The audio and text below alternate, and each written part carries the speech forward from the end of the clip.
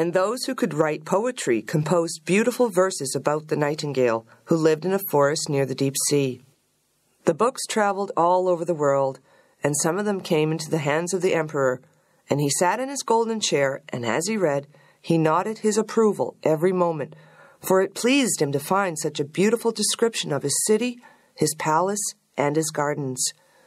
But when he came to the words, "The nightingale is the most beautiful of all," he exclaimed, "What is this?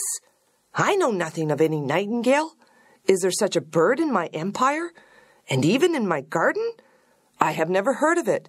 Something, it appears, may be learnt from books." Then he called one of his lords-in-waiting, who was so high-bred that when any in an inferior rank to himself spoke to him or asked him a question, he would answer, "Pooh!" which means nothing. "There is a very wonderful bird mentioned here, called a nightingale," said the emperor. "They say it is the best thing in my large kingdom. Why have I not been told of it?" "I have never heard the name," replied the cavalier. "She has not been presented at court." "It is my pleasure that she shall appear this evening," said the emperor.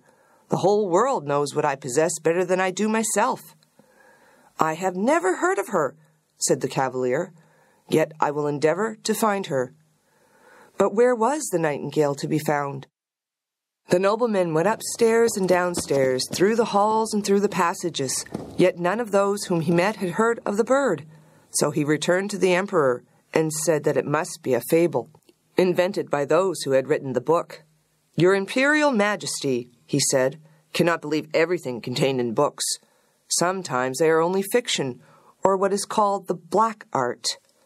"But the book in which I read this account," said the emperor, "was sent to me by the great and mighty Emperor of Japan, and therefore it cannot contain a falsehood. I will hear the nightingale. She must be here this evening. She has my highest favor, and if she does not come, the whole court shall be trampled upon after supper is ended." "Tease ping!" cried the lord-in-waiting, and again he ran up and down the stairs, through all the halls and corridors, and half the court ran with him, for they did not like the idea of being trampled upon.